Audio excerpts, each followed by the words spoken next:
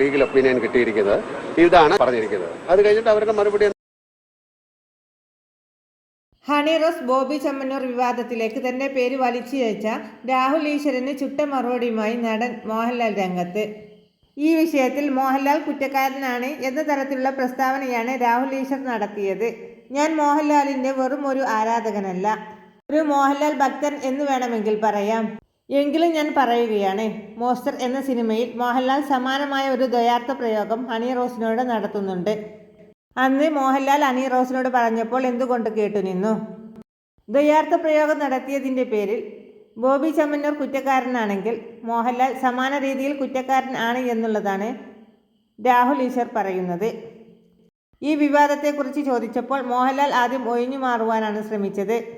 പിന്നീട് തൻ്റെ സദസമായ ശൈലിയിൽ സരസമായ മറുപടിയാണ് മോഹൻലാലിൻ്റെ ഭാഗത്തു നിന്നും വന്നത്. സിനിമയും ജീവിതവും രണ്ടാണെന്നുള്ള തിരിച്ചറിവാണ് ആദ്യം വേണ്ടത്.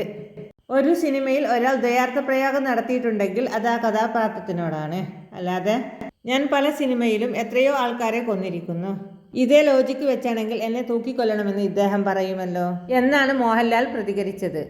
ദയവ് ചെയ്ത് ഇത്തരം കേസുകളിൽ അനാവശ്യമായി തൻ്റെ പേര് വലിച്ചിഴക്കരുത് എന്ന് മാത്രമേ എനിക്ക് എൻ്റെ ഭക്തനോട് പറയാനുള്ളൂ എന്നുമാണ് മോഹൻലാൽ തമാശയ്ക്ക് പറഞ്ഞത്. കൂടുതൽ വാർത്തകൾക്കും വിശേഷങ്ങൾക്കുമായി നമ്മുടെ ചാനൽ സബ്സ്ക്രൈബ് ചെയ്യാൻ മറക്കല്ലേ.